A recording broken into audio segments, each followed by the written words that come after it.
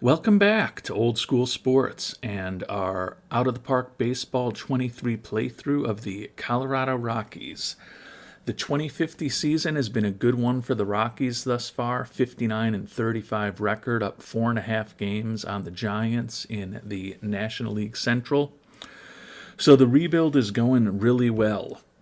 And we have the third pick in the amateur draft, the first year player draft, which will be today. Appreciate all of the thoughts on who the best players are, where we should go with that selection, where we shouldn't go with that selection, that have been shared in the comment section of our last couple of episodes. Definitely appreciate the feedback and the thoughts and just the interaction. Those of you who have been watching me for an extended period of time know that I'm going to do what I want to do, regardless of the great evidence that can be put in front of me at times. But do appreciate the thoughts that were shared, and going to walk through the first round of the draft in a little bit of depth, because we're hoping that the number 3 overall pick that we lucked our way into this year in the draft lottery is going to be the last time that we're picking anywhere near that high for years to come. But before we get to the draft, just a couple of housekeeping items to check in on. You may remember that we acquired Latrell Young in our last episode, and this was just dumb luck, but we also had a goal to acquire a hometown player. And when I looked at Young in this past offseason, I did have him on a list of hometown players that I was thinking about acquiring, but to be completely honest, I had completely forgot that he was a hometown player when we made that trade for him not that long ago. But I did see on our general manager page there that bringing the Westminster, Colorado native back home is viewed positively by ownership. So sometimes it is better to be lucky than good. This is certainly one of those times. Was about 3 weeks ago now, 2.5, 3 weeks ago, that we traded for him. Hasn't pitched much for us at this point as a lefty specialist. 5.40 ERA in an inning and 2/3. Obviously a very small sample size. While we're focused on the pitching staff, we're also making a couple of other moves. We're switching up the rotation a bit. Dave Alvarado, big free agent signing from this past season. Jesus Galindo, who we picked up in a big trade this past season. And Juan Vargas, who was kind of our original free agent signing with this club over a year ago. All still in is our top 3 starters. But we are moving Chris Gonzalez and Stephen Moore out of the rotation. Gonzalez has put up a 5.14 ERA. Stephen Moore has been even worse with a 6.38 ERA. And those two players, although they do have a history with the Rockies of having been more effective, are both guys that are not ground ball dominant, which is the way that we've started to try to build our pitching staff. These guys are holdovers who we think do have some value, but you can see here Moore's gotten 15 starts this year to put up that 6.38 ERA, and Gonzalez has had 18 starts this year. He has a winning record despite that 5.14 ERA, and his Sierra is pretty solid. He was a tougher call for us to take out of the rotation than Moore, but we kind of want to see what some other guys can do. A couple of guys that we've brought on over the last year or so. Tyrone Colbert has been in the bullpen this past year. We picked him up just over a year ago in a trade with Detroit. Started 5 games for us last year, has been in the bullpen this entire season. A nice 3.03 ERA, ground ball pitcher, ground baller pitcher type with very good movement on his pitches. He has pitched about 75, 76 innings for us, allowing 8 home runs, which is not horrible in Colorado, but certainly with 3 above average pitches, that really good movement, enough stamina, and a pretty good hold runner rating. Want to give him a little more opportunity in the rotation. The hope is that he can be more effective than either Gonzalez or Moore. Similarly, Ethan Mingo, who was named to his second All-Star team this year, pitching very well out of the bullpen, 2.79 ERA over 58 innings with 76 strikeouts. Another guy who's a ground ball pitcher, ground baller pitcher type, pretty good movement on his pitches, enough stamina to start, above average at holding runners. Has a 4-pitch arsenal. The curve and the knuckle curve are pretty average. We think the fastball and sinker are a little above average, but it's going to give him an opportunity just to kind of get to know what we have and what we don't have in our rotation a little better. You can say if it ain't broke, don't fix it. And as I mentioned, we're up 4.5 in the division. But clearly Gonzalez and Moore have been the 2 weak links in our rotation this season. So we're going to give a few starts to Colbert and Mingo to see what they can do for us.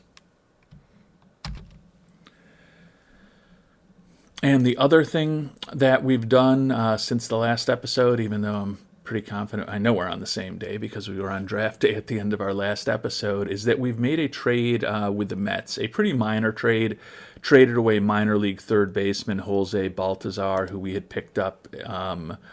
We had picked him up as an amateur free agent, or we signed him to a minor league contract. He was a professional baseball player, but we signed him to a minor league contract before spring training.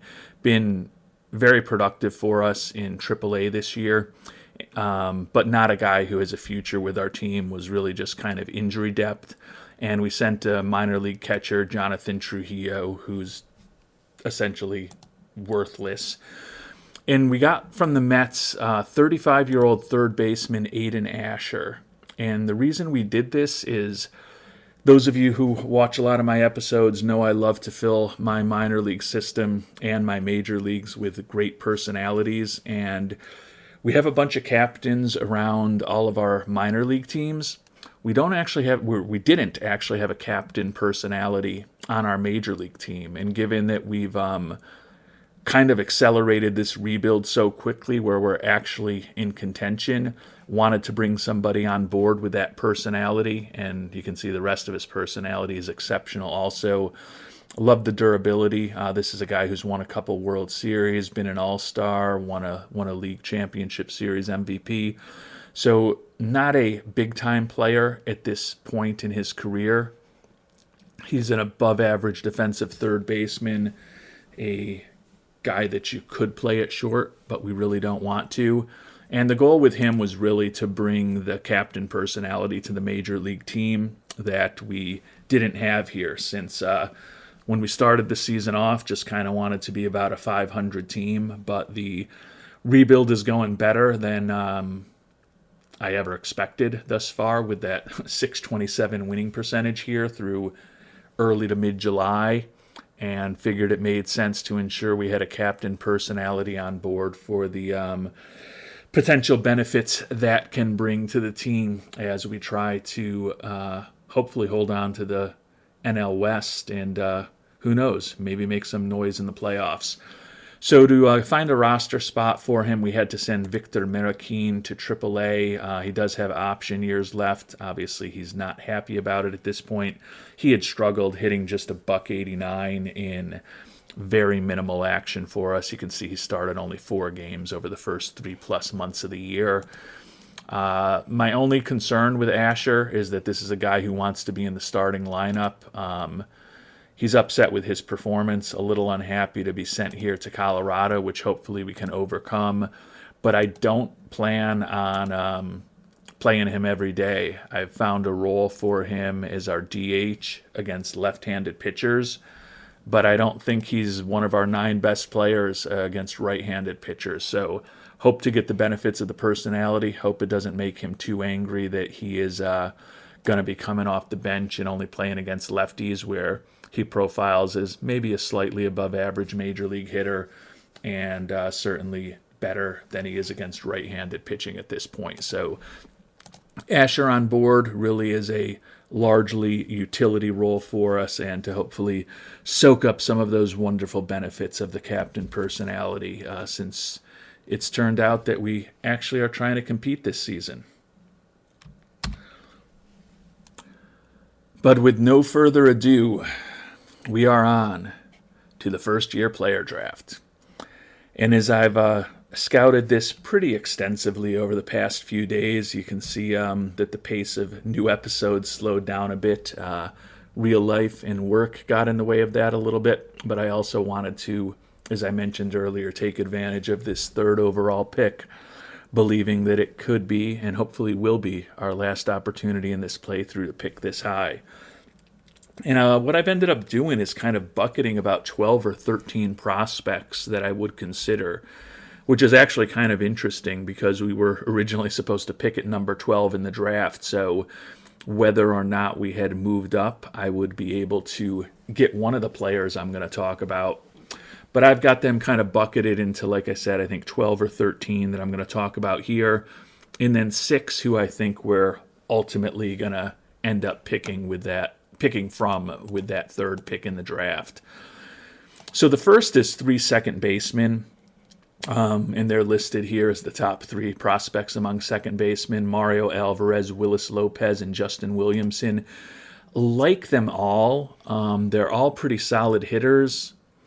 I think I like Alvarez probably the most, simply because he's also got some speed, pretty good bunter, but they're all pretty mediocre to poor defensively. Alvarez could certainly be a good hitter. Willis Lopez, similarly, if he develops, could be a good hitter, and he certainly has the personality to develop. Not as good a bunter as Alvarez is, a little better on the base paths. And again, he's listed as a second baseman, but with that below average turn double play rating and that horrible arm, granted second base is the infield position other than first where you can get away with it, but only slightly above average infield range and error. Another guy who really doesn't have a great position as far as I'm concerned. Justin Williamson, similar to the others, like the fact that he's durable, not even 18 years old, could have off-the-chart contact and good work ethic and intelligence, but the worst speed and base runner of the group, and another guy that you would certainly prefer not to be playing at second base. So those are 3 guys who I think are among the top 15 or 20 prospects in the draft, all play the same position, but I don't think we're going to go with any of them. Another position where we kind of narrowed the list down to 3 realistic prospects is center field. One of them is Adrian Robinson, 18-year-old, like the good work ethic, like the speed.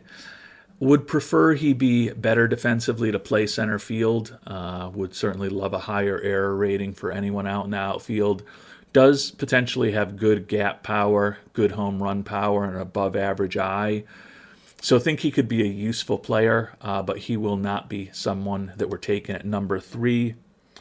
Another guy plays the same position that we did spend some time on, Freddie Gutierrez. Good personality, good speed, a little better defensively, and a little more of a balanced bat. Definitely could take advantage of that gap power in cores, but at almost 22 years old, probably not going to go for him. The third of the center fielders, though, is the first player we're going to talk about who is going to make our short list of 6 players that we would consider drafting. I think it's unlikely that we'll end up with him, but Jose Betancourt, another 21-year-old player, coincidentally, but like the fact that he's durable, like the fact that he's the best of these 3 center fielders defensively by a pretty significant margin, has the high work ethic, intelligence that should help him develop, and looks like he could be a plus hitter in terms of his contact, gap power, and home run power. And although he's not a particularly great base runner, he does have enough speed to hopefully turn that gap power into some extra base hits. You can see he's hit a lot of doubles and triples when he's been at Bryant University.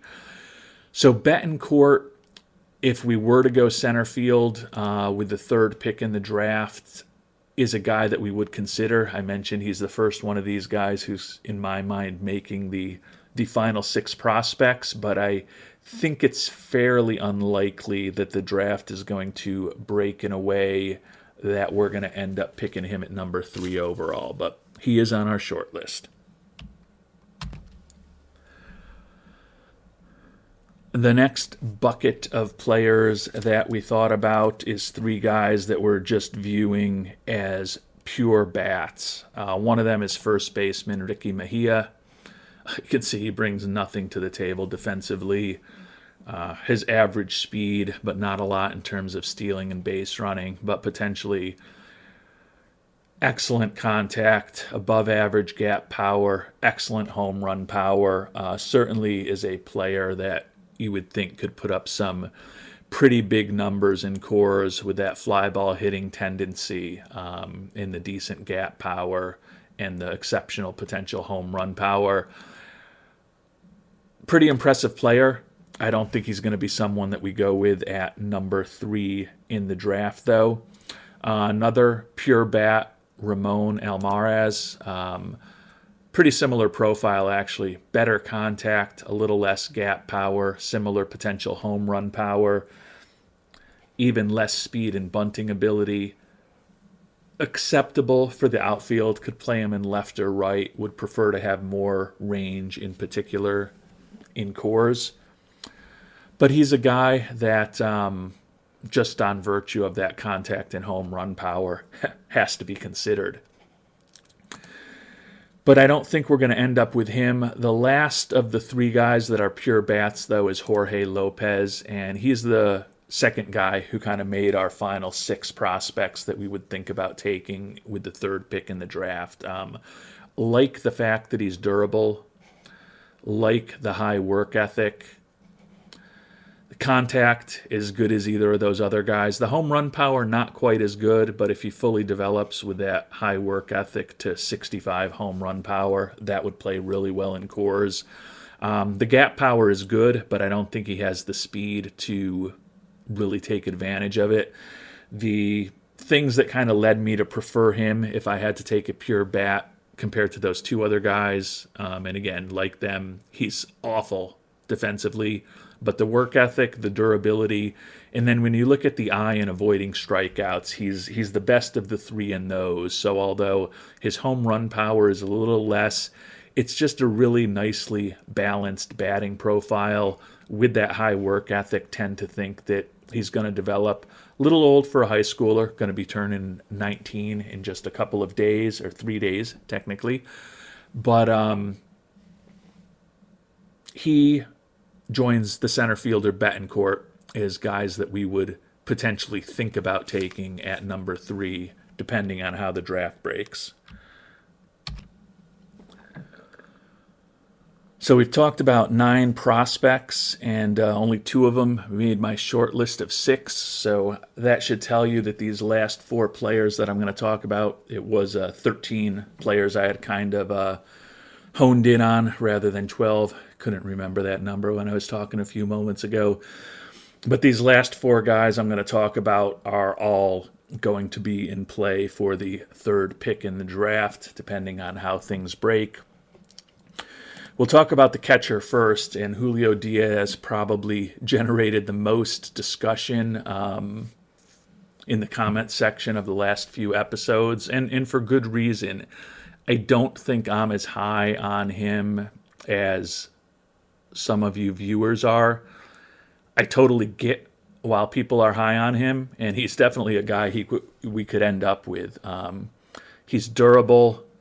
He's got a high work ethic. His personality overall is excellent, except for the fact that he's a bit dim-witted. Potentially a very good contact hitter. Potentially above average home run power. And he's a very good defensive catcher. Not a great defensive catcher, but very good by any stretch.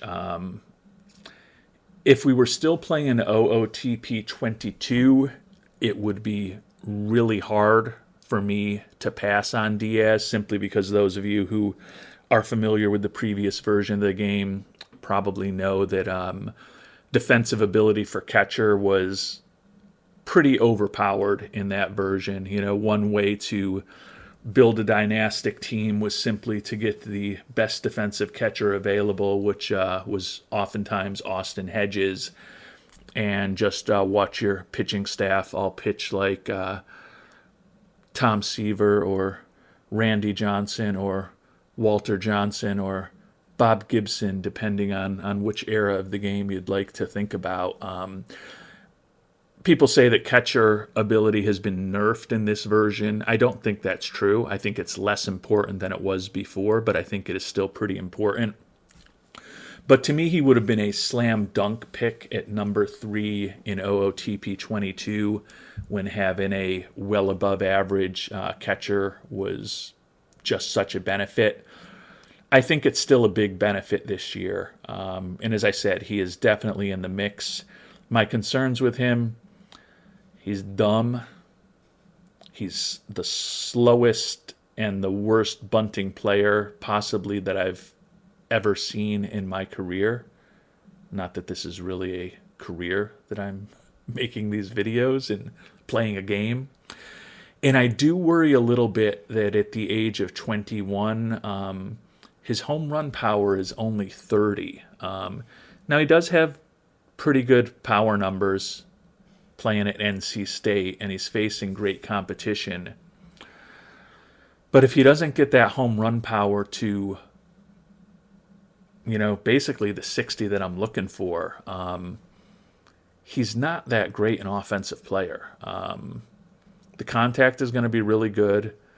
The gap power is irrelevant because he's so slow. The best case scenario is he has an average eye. He's going to strike out more than average even in a best case scenario. So there's a chance if he ends up with, 50, even 55 home run power that he's more of a contact hitter with no speed. Now, he's going to be out there every day, and he's going to be playing some very good to perhaps even excellent defense for you at catcher. So he's definitely in the mix, but as I said, I can see a scenario where we pick him at 3, but I can also see a scenario where if he's still available at 3, we don't end up picking him. Very interesting prospect, as I said. If it was OOTP 22, I'd probably be all over him. And quite honestly, if it wasn't for the low intelligence, I'd feel a lot better about taking him. Just don't love catcher that's not that smart. But, with plus contact, hopefully plus home run power, durability, great defense, and a fly ball hitter in cores, there definitely is value here. And even if his home run power only develops to average, fly ball hitter in cores is still going to luck into a decent number of home runs. So Julio Diaz, definitely someone who's in the mix, although for some of the reasons I've talked about, probably not as high on him as some of you are. Jordan Vargas, the third baseman, is a player that I'm probably a little higher on than some of you.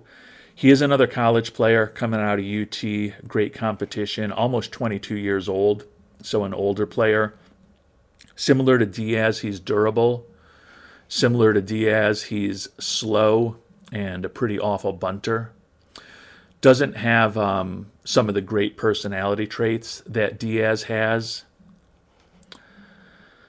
But the contact and the home run power are both potentially excellent. Other than that, the rest of his profile with the gap power, the eye, and the avoid Ks looks pretty similar to Diaz. But similar to Diaz, he's also potentially an excellent defensive player. A third baseman with 70 range and a 65 arm and a plus error rating. Has potential to be a really excellent defensive third baseman. And with those contact and home run power ratings, potentially in cores, he could do a lot of damage. And he's also a player who is pretty far along in terms of his development, in terms of the contact and the home run power, 40 in both of those. We think that he can get a lot higher. OSA, not as enthusiastic about his home run power, but quite honestly, our head scout is exceptional with prospects, and I trust his judgment. So Jordan Vargas is definitely a guy who we could end up picking at number 3. In the mock draft, he was projected to go number 1 overall, so he very well may not be there for us at number 3, but certainly a player that we would think about along with Diaz and Betancourt and Lopez. So 4 batters that we're kind of honing in on to potentially take with the number 3 pick in the draft. And now we will turn to the pitchers, where the final 2 players who I could see us potentially taking at the number 3 pick in the draft are listed, because they are pitchers. And we spent a lot of time on Elijah Smith in previous episodes. Think he is a really good pitching prospect. Potentially exceptional stuff. Well above average movement, above average control. He's a 19-year-old who's already got a close to a major league fastball, and he's not that far off with his sinker, curve, and slider. So even if the changeup doesn't develop, it's hard to imagine a scenario with good coaching where he doesn't have 4+ pitches at the major league level, which will contribute to that excellent stuff. And as I said, plus movement and plus control, plenty of stamina, exceptional at holding runners on. He's smart. High schooler throwing in the low to mid 90s. He's older for a high schooler. He's over 19 years old at this point. The only reservation I have about him is that he's not a ground ball focused pitcher, but I think that his profile is potentially so exceptional that I would kind of break the rule I've generally been following when bringing players onto this team, and kind of actually even break what I just did, taking some guys who were not ground ballers out of the rotation and replacing them with guys who we had recently acquired who are. I just think he is potentially a special enough arm that it's hard for me, being a guy who likes to build teams around pitching, to not strongly consider him at number 3 if Porky Smith happens to be on the board.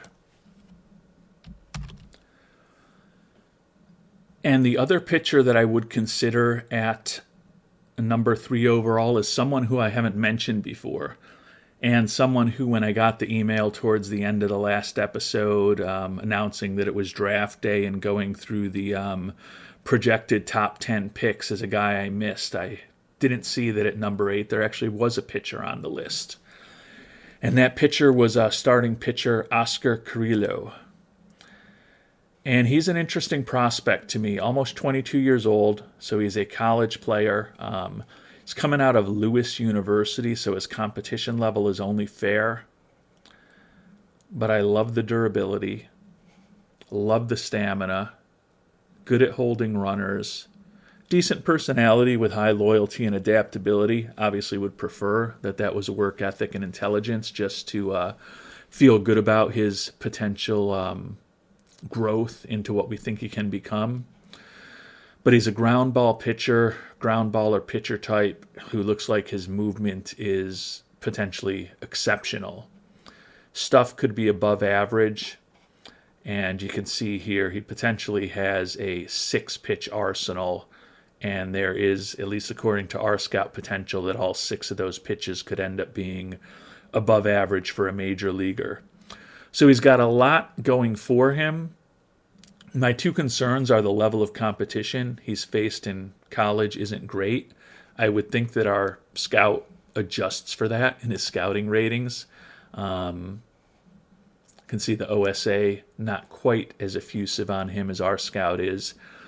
And then my other issue is his control. And this is kind of one of the reasons that I was a little less constructive on the catcher Diaz than maybe some others. I have to be objective about it. And similar to Diaz, Carrillo is a college player who's a little bit older and more experienced. We think he can get to the point where he's got above average control, similar to what our scout projects as far as home run power for Diaz. But today, at almost 22 years old, his control is pretty bad. Like I said, I tend to trust our scout and think he will probably develop, hopefully, to at least a 45 in control. In a perfect world, 50, 55. So if I decide to go pitcher at number 3, and particularly if Porky Smith is off the board, Carrillo is a guy that I need to think about. Prospect that I hadn't seen before, hadn't really mentioned before, that I think definitely merits some serious consideration.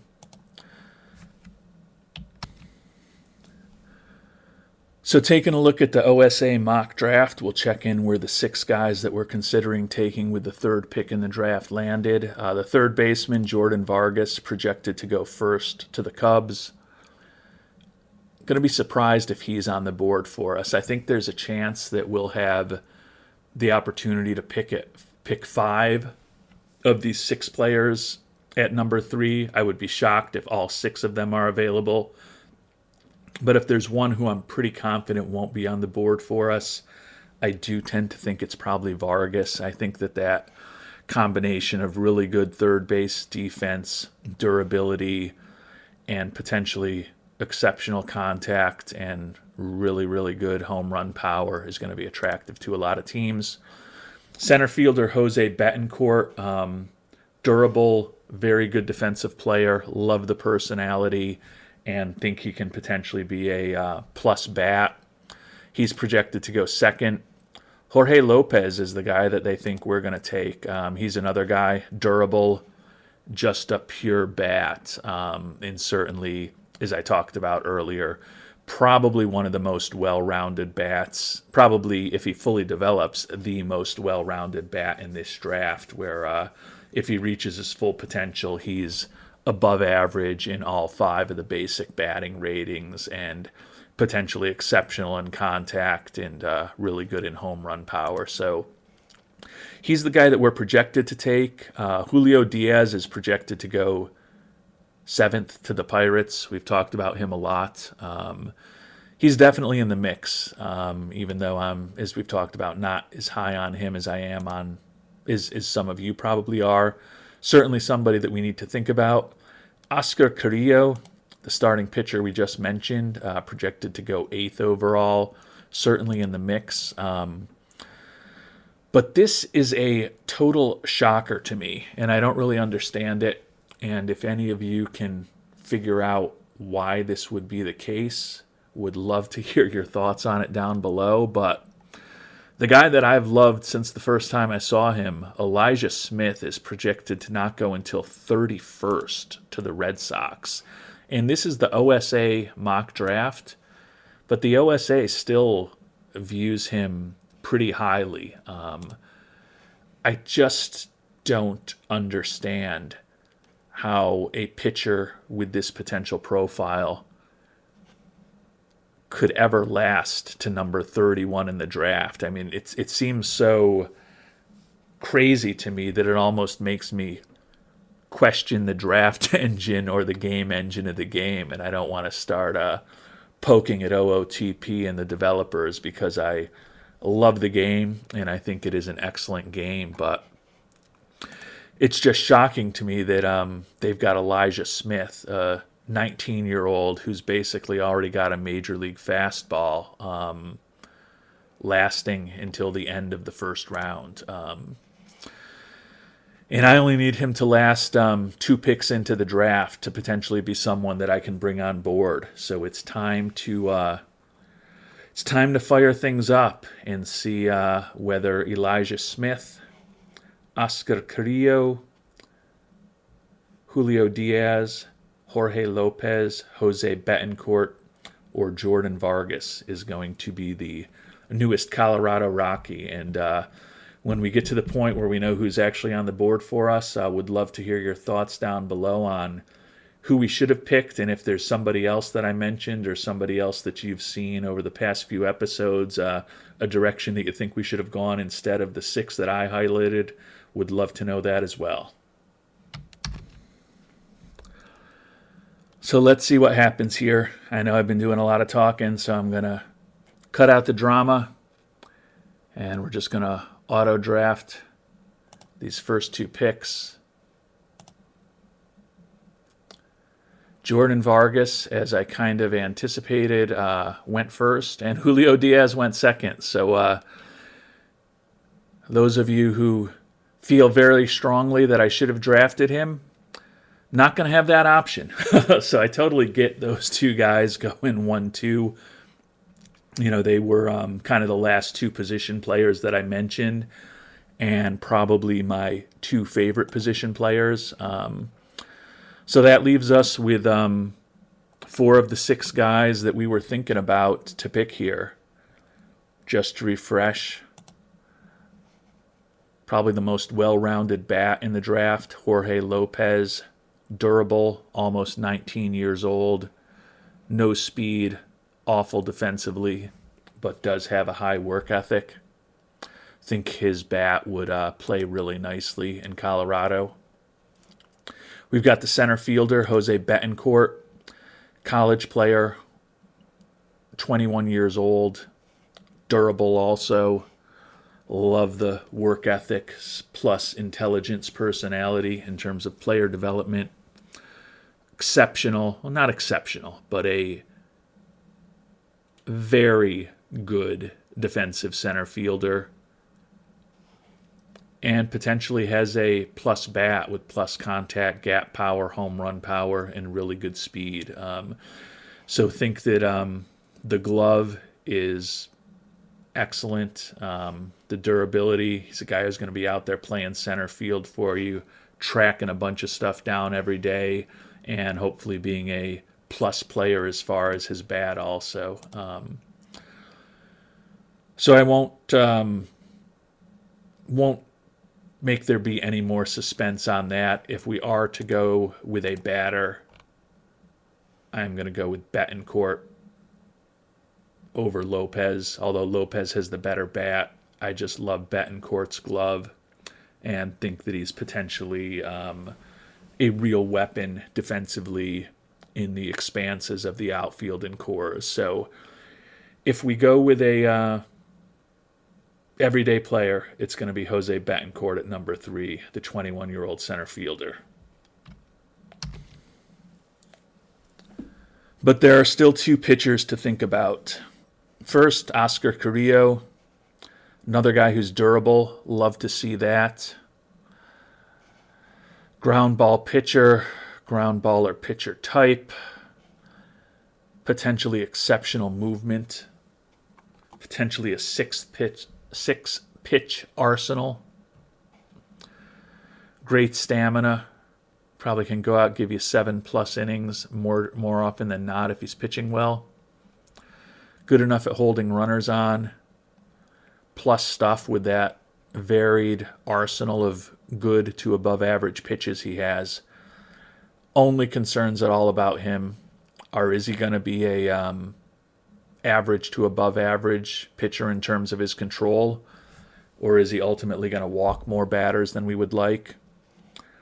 And then I don't love the level of competition that he's faced at Lewis University. But certainly in the mix.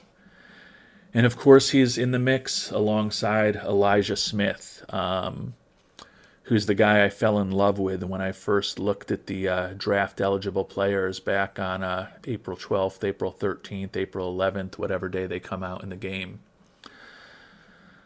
Always like a lefty. He's the only of these 4 players who is not durable in terms of his injury proneness, so that is 1 strike against Elijah Smith. Certainly has enough stamina, great at holding on runners, high intelligence. We talked about the fact that his fastball's already almost major league ready, according to our scout, and even according to the OSA. And his sinker, his curve, and his slider aren't too far from major league ready. Potentially has a really nice 4-pitch arsenal, even if that changeup doesn't develop, so his stuff is going to be borderline exceptional, and his movement and control are both potentially well above average. Only concern with him is the ground ball, fly ball tendency and the pitcher type, don't line up with what's ideal for Coors. But I think that potentially he has such a great arsenal and is going to be pretty good in terms of his movement that pretty hard pitcher to pass on. The other thing besides the ground ball, fly ball tendency, the only other, it's not even a red flag and it's not a strike. It's just that he's normal in terms of his injury proneness. So the other three players, including Carrillo, are going to be guys who are probably more consistently healthy than Elijah Smith is. But when I look at his stats of his 4-year high school career, this is a guy who's never lost a game. Never had an ERA over 0.68. And he somehow had a negative SIERA in his junior year. I don't, in my head, understand how a SIERA could be negative. So if someone could explain that to me in the notes, would love to hear it. I think I've embraced analytics of the last 20 years in baseball reasonably well, but I have a hard time wrapping my head around a negative SIERA. But clearly is such an exceptional thing that you can see he's been dominant in high school. His 10 FIP here in his senior year is the worst number that he's ever put up. So as much as I like Carrillo and the fact that he's a ground ball pitcher and that he's durable, if I go with a pitcher, it's going to be Elijah Smith. So it comes down to the number 3 pick in the draft, the center fielder Jose Betancourt, college player, durable, excellent defensively, great personality, plus bat, going to hit a ton of extra base hits in Coors. Versus Elijah Smith, the starting pitcher, high schooler. Excellent stamina and holding runners, 4-pitch arsenal, stuff that's close to off the charts potentially, movement that's really good. Not a perfect Coors Field pitcher. But those of you who have watched many of my episodes and watched me build up over the years the Yankees or the Royals or the Pirates in OOTP 22 and 23 know that I can't say no to a great pitching prospect. There's a part of me that says, hey, this guy's supposed to go 31st in the draft. Do I get cute and hope that he somehow falls to the second round, given that his demand is already well over slot? But there's no way in good conscience I can do that. So the pick for the Colorado Rockies at number 3 in the 2050 first-year player draft is high school pitcher Elijah Smith. Welcome to the Rockies, Porky.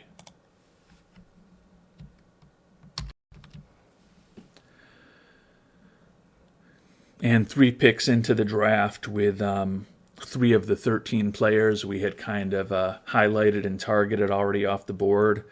I would be shocked if any of those other 10 players are available when we pick in the second round. But if any of them are available, we will, to use a NFL draft analogy, since I can't remember actually watching the Major League draft in recent years, but think about the NFL draft from past years. We will run that card up to the commissioner as quickly as possible if any of the 10 other guys that we highlighted are available in the second round. And it looks like one is. Wow. Willis Lopez, one of the second basemen, is around. Wow. That is pretty cool. I'm going to dig a little bit more, make sure that I'm not missing something on any of the other players. Now, his demand is impossible, so that's why he's around. But when players say the demand is impossible, you just need to ply them with a lot of money.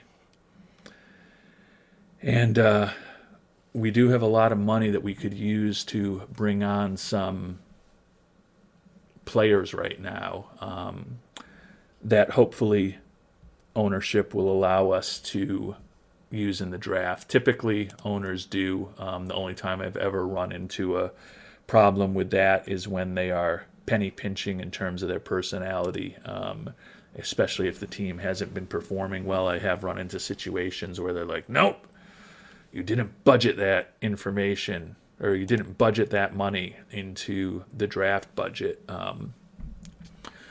So we can't let you sign this guy. Now the issue is we've got $13 million in the draft budget and another 13 plus here. So we've got less than $26.5 million to spend. And Elijah Smith's not looking for he's looking to be paid also at $12.5 million. So the issue is we probably only have about $14 million if we draft Willis Lopez to potentially pay him. And for a guy who's impossible to sign, that may not quite be enough. And it also means that with the players that we're drafting later in the draft, we're just going to have to be very careful to not go for anybody who's looking for more than slot. And if we could find some players who are looking for under slot, that would potentially help us in the third, fourth, and fifth rounds.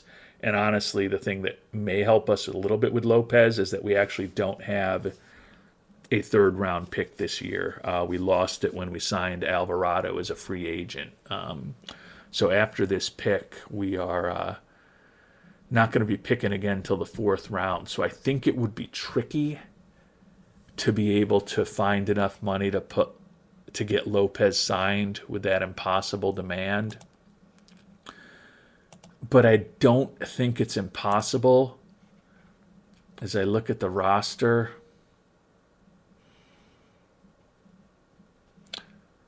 just demoted Chris Gonzalez, but he's only making $3.7 million. I'm demoted by that. I mean, took him out of the rotation. Not that we sent him to AAA. But we could free up $1 million and $1.7 million, $1.6 million at this point in the year, since we're past the midway point of the season, by potentially trading him away. There's nobody else that I would really want to trade away who's going to have a material impact on our money. But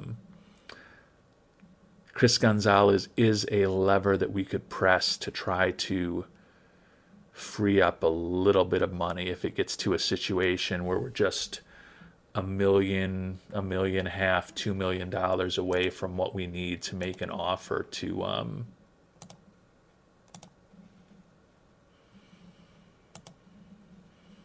Lopez. I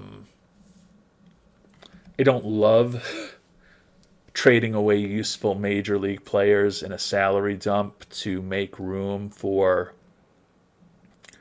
a prospect. But by the same token, the fact that we haven't spent that much money bringing on salary this year could help us out. The fact that we also only spent did we spend the full $5 million? I can't remember. I know that I've been yelled at in the comments for the fact that I like to kind of have the money bucketed, even though I don't need to.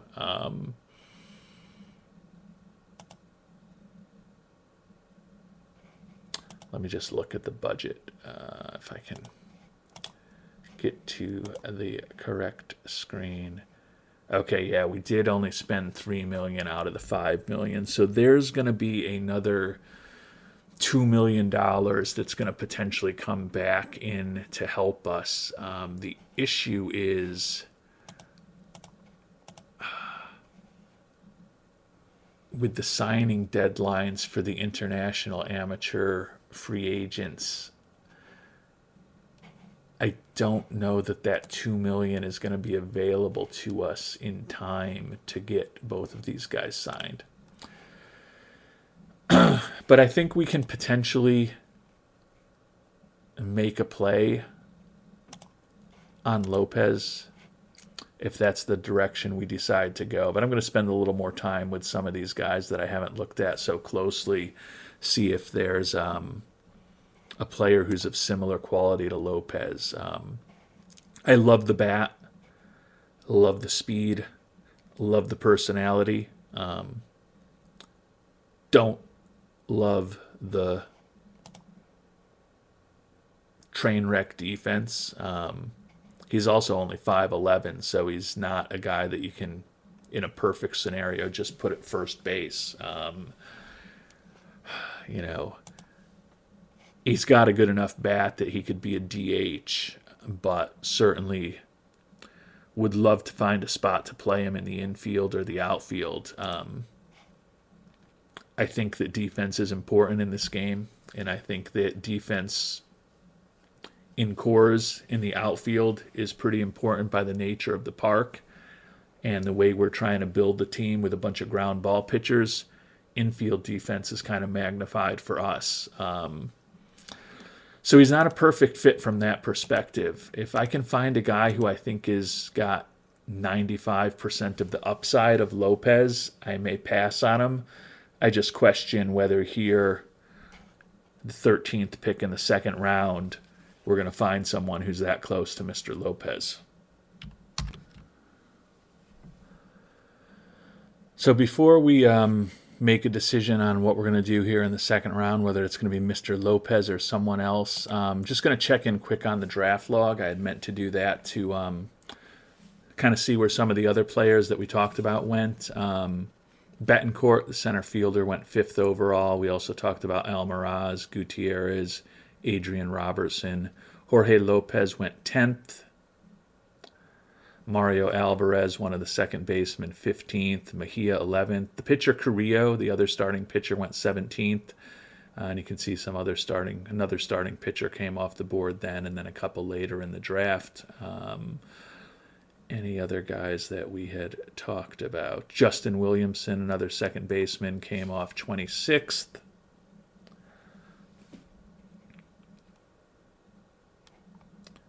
And then here in the second round, a lot of starting pitchers coming off. Wow.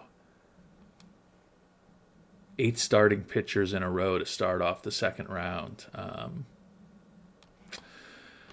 When I was looking through the pitchers that are still available in the draft pool at this point, there are still a few starters out there, but they've all got some holes in their game. Either they're not really starters, or they have me questioning very hard whether they are going to develop as well as some scouts might expect them to. And honestly, there's nobody near Willis Lopez in terms of the bat, in terms of the personality, in terms of the speed that's available. I don't love that we're going to have to spend an insane amount of money to sign him, but we're getting a clear first-round talent potentially in the middle of the second round, and we may just barely, by the skin of our teeth, have the money to sign him. So I'm definitely leaning that way. I didn't check in with the scout in the first round, which I meant to at least see what he thought. He recommends a catcher that we had looked at, John Galarza, who theoretically is the second best position player left on the board. I had given him some thought because his bonus demand is pretty low. And the bat is not horrible. Catcher ability is above average. Not great, but certainly I think, to play a guy with a 60 catcher ability and OOTP 23. I don't think you're really hurting yourself all that much, and maybe even helping yourself a little bit. So I thought the catcher ability was fine. Could be a plus contact and a plus homer guy if everything develops right. Not going to strike out at all, so I guess we could hit and run with the catcher a lot. Just that he doesn't have much speed, even if he doesn't strike out. Be moving the base runner over, but he's probably not going to be legging out a lot of singles.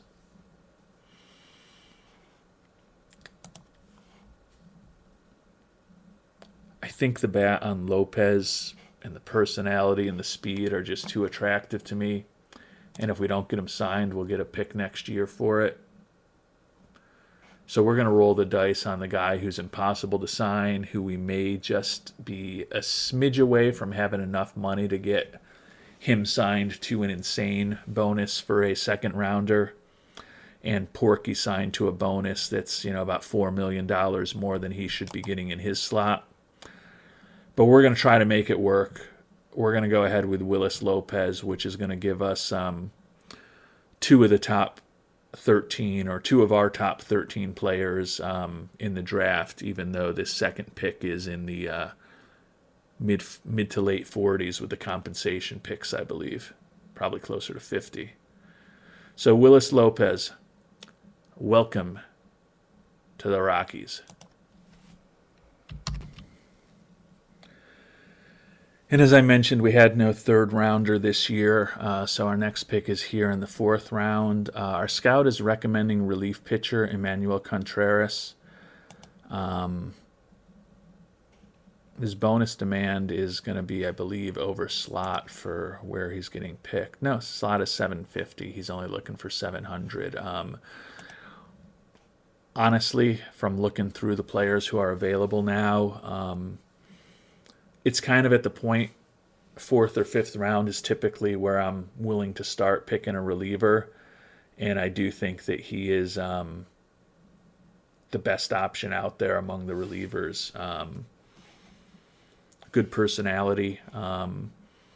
Looks like he's most likely a two-pitch guy, so despite the good stamina, never going to be a starter. He's a bullpen arm, but potentially has above average stuff, above average control, and potentially really good movement.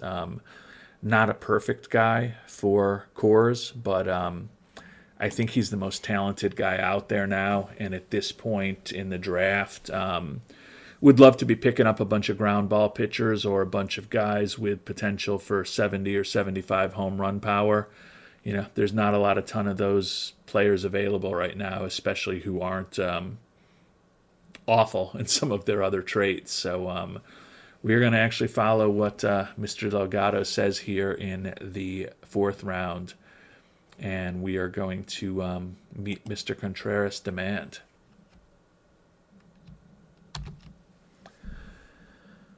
And we're going to actually go with our scout's recommendation here in the fifth round also. Actually, we're not going to. I thought about bringing Jose Silva on board.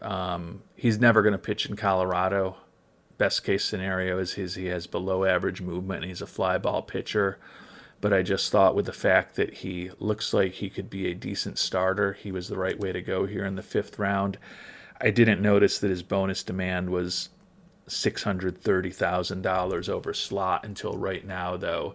And given that we're going to be so tight up against it, trying to ensure that we can get both our first round draft pick Smith and our second round draft pick Lopez signed, I just think it's going to be so close on the dollars that we're going to let him go and pick somebody else.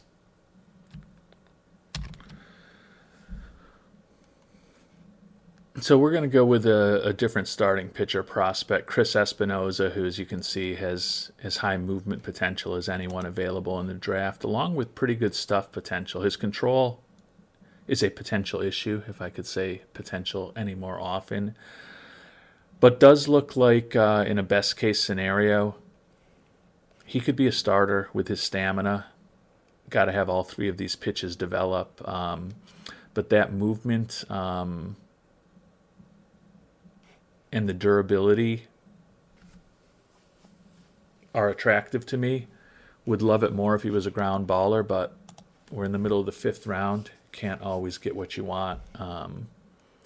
But hopefully Mr. Espinoza may someday down the line be what we need.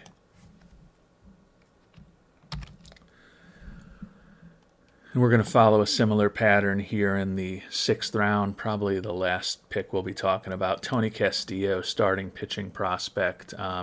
He's not really a starting pitcher. That changeup, extremely unlikely to turn into anything. But a good work ethic, ground baller with ground ball tendencies. He could potentially be a useful arm out of the bullpen and a useful left-handed arm out of the bullpen if everything goes well.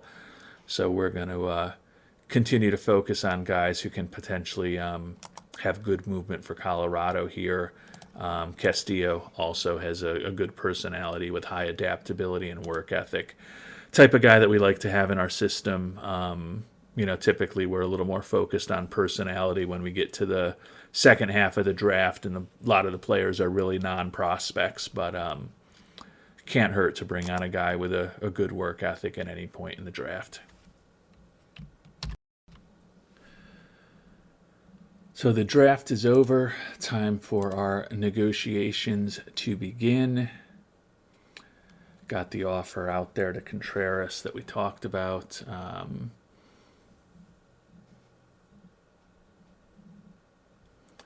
Got some guys looking for some big money here, as we've talked about. Most important thing is to get Elijah Smith signed. We're not going to get him at slot. The question is whether we're going to get him for any less than what he's looking for. But that is the first one to get out there, because you can see we've got about $25.6 million available. So we're going to be up against it trying to fit Lopez in and even some of these other guys. But want to get Elijah Smith signed first. Probably going to take the full 12.5. But we'll offer him 12, 121, 212, just to see if we can save a little bit off of that 12.5. We're probably going to have to make some trades to free up some salary at the major league level, certainly to get Lopez signed. If we decide we're going to move on from Lopez and just get the compensatory pick next year, that makes things much easier. But we're going to play around as we get closer to the trade deadline and see if there's a way for us to bring both of those top two guys on board. And then clearly if we bring Lopez on board, it's going to start getting a little trickier to sign some of these other guys too. I think I'm going to make the offer to Espinoza also in the 5th round. Decent prospect.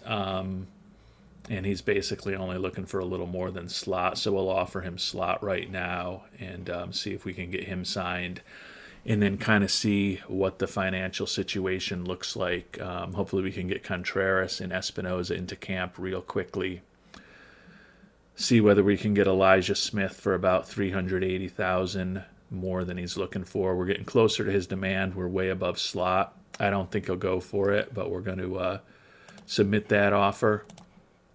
And as I said, with Espinoza, he's looking for $570. Slot is $560. We're going to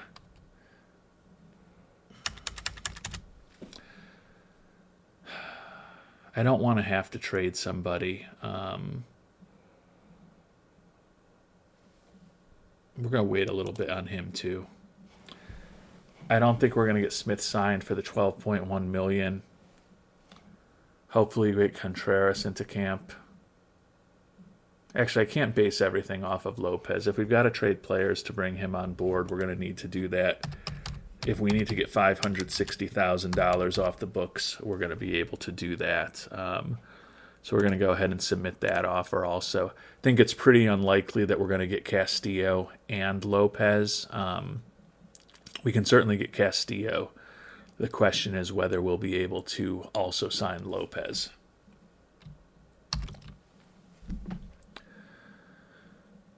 So let's check in and see how bad the damage potentially is going to be with Lopez. Whoa. It's not as bad as I thought. Listed as impossible to sign and a question for his demands. I was expecting it was going to be, he was going to say he was going to need at least, significantly above 13 million to sign. He's saying only significantly above 7 million to consider signing. That's still going to be well above slot, but my expectation was that we were going to have to be trading someone to bring him on board. Now, the issue is that he's going to go to college unless we'd meet his demand. And even though it's the day of the draft, he says his patience is running low. This is our last shot at signing him. So I don't want to screw this up. Can see even with the offers out to Smith, Contreras, and Espinoza, we've got $12.9 million potentially to sign players. We're almost certainly going to need to spend close to $400,000 of that to eventually get Elijah Smith signed. But even then, we've got about $12.5 million. The issue is we'd love to get Tony Castillo signed too, and he's looking for $3 million. But that is less important because although he's listed as a starting pitcher, he is a reliever. Like the movement, like the ground ball tendencies, like the work ethic. But if we don't sign a reliever that we picked in the 6th round, it's not the end of the world. But we can get to that $3 million even if we make a nice offer to Willis Lopez by, again, just making a minor trade, quite honestly, getting a player or two with league minimum contracts off the roster, off the 40-man by trading them away. Those are each going to save us about $300,000 at this point in the season. So the question is how much we need to offer Lopez to ensure that we can get him signed. I've typically found that if you get to around $3 million above what they're asking for, you can typically get the player signed. But it is a situation here where we don't have a lot of wiggle room, because if we don't get him signed with this offer, we're kind of hosed. Not hosed. We'll get a 2nd round pick next year, but I don't think we're going to get a bat like Willis Lopez in the 2nd round. As I talked about, it was close to the 50th pick this year. It was 49th.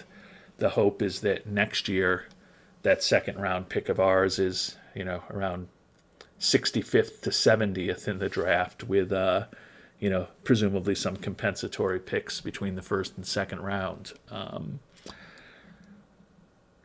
So I'm going to go big. Significantly above, to me, if we're giving him more than 50% above, $10,525,000. That's over $3.5 million above what he's looking for. It's over 50%. Well, not what he's looking for. We need significantly above it. So we're $3.5 million above what he's looking for. We're more than 50% above, that kind of threshold he wants to be way over. I think this is a good, solid offer. We're going to get it out there. And we'll start finding out what some of these guys are thinking as we get closer to the trade deadline and figuring out exactly what our financial situation looks like and whether we can get these guys on board, and then whether we decide we need to shift a couple of players around to potentially bring on Castillo also as we get closer to the end of the month. But the main goal is to get Smith and Lopez signed, and if we can get 2 of our top 13 players from our board, we're going to view this as a pretty exceptional draft, even though we're spending way over slot on both of them, potentially. So Chris Espinoza has signed, which is good. Elijah Smith was also convinced. So that was big because we got him for less than. It's actually kind of a rare situation. He was looking for 12.5 million. Slot on him was 8.9 million.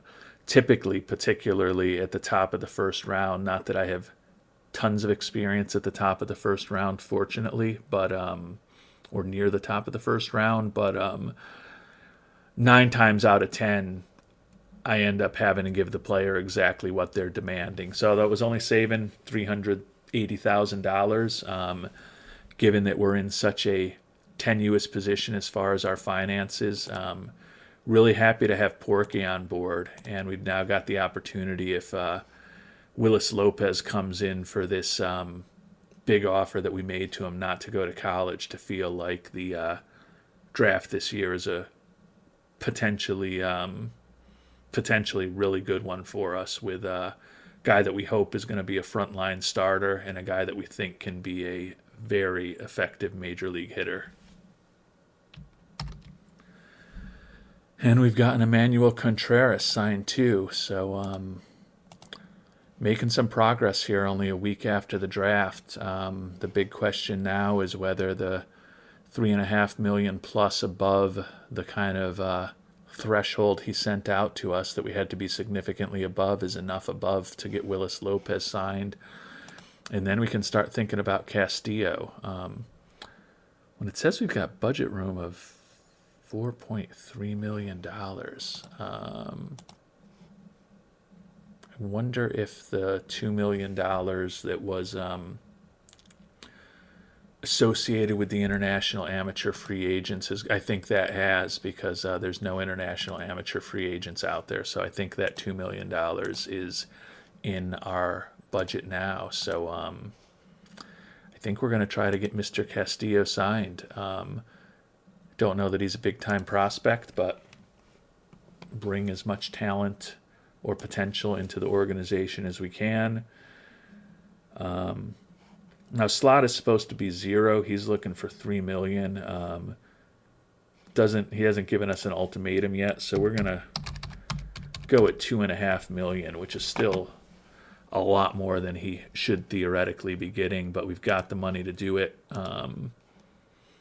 See if we can bring one or both of these guys on board, especially if we can do it over the next week or so. Then we can head into the trade deadline knowing exactly what kind of capacity we have or don't have to bring on some players. I don't think we're going to be incredibly active at the trade deadline, but it'd be nice to know exactly what we could spend and exactly what type of contracts we can take on, while hopefully having all of our drafted players signed, sealed, and delivered into ours. All right, we've simmed ahead another week. Playing a little weaker recently. You can see the winning percentage going down a bit. See that Tony Castillo wasn't satisfied by our offer, but Willis Lopez reacted this week. So this click from 5 days ago, since I was simming the whole week, is going to determine whether the draft is potentially a monster draft for the Rockies. And the well above his expectations has convinced Mr. Lopez to not go to college. So I don't know what we're going to do with the guy defensively. All I do know is that he's high work ethic, high intelligence, very adaptable, potentially has a great bat, and he's got a lot of speed, and we'll figure out if we've got a defensive position for him to play if he develops as we hope he does with his bat.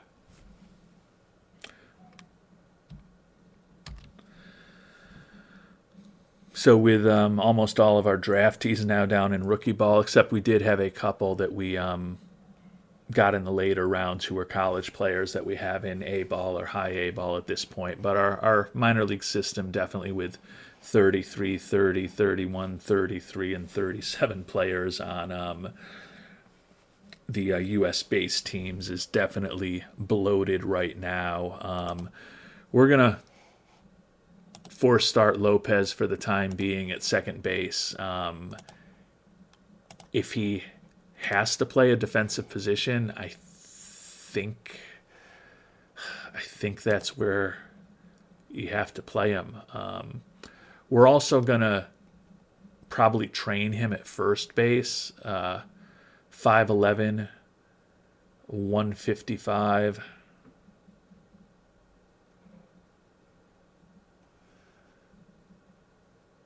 I guess he's a switch hitter, but he throws right-handed. Definitely not a prototypical first baseman, but we'll probably train him there throughout the minors, and he's just brutal defensively.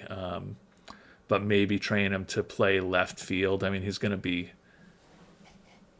best case scenario is he's average in terms of his ability to play second, but we don't want him out there. I could see him being pretty brutal at first and left field also, but if he's at least as competent as he's going to be at a position, I guess that's a little bit of a win. Castillo, as I mentioned, rejected the $2.5 million. His patience is running low, so we'll meet the demand, submit the full offer to him. So we're going to end up getting all of our draftees signed, and we've got a little bit of money to take on some salary here over the last week or so of July before the trade deadline. So I'm pleased with how the draft turned out. Spent a lot of time thinking about it. Really do appreciate all of the thoughts from commenters. Would love to hear what you think about what went well, what didn't go well, what you would have done differently in the comments down below.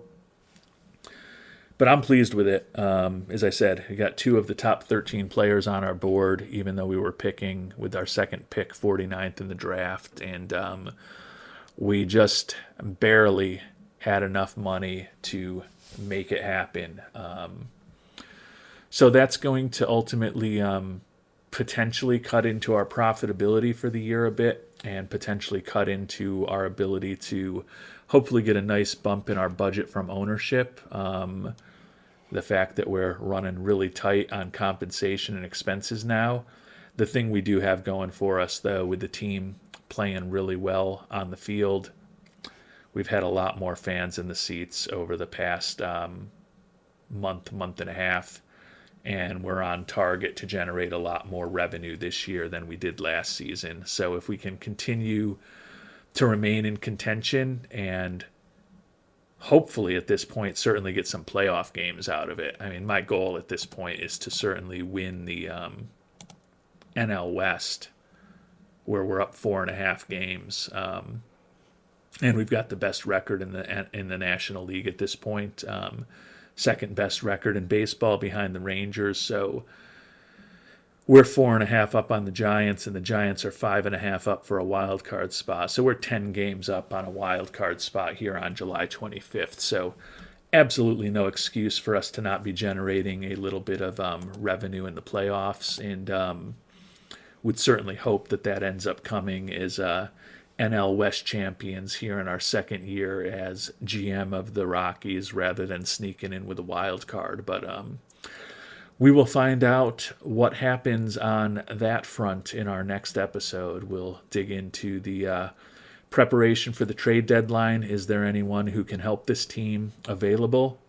And then we'll see how the months of August and September go as the 2050 season approaches its end. But if you're still watching or listening at this point, I do sincerely appreciate it, and hope you enjoyed the episode, and would love to hear about what we did right and what we did wrong in your mind down below. Until our next episode, thanks so much for watching, and hope you have a great day.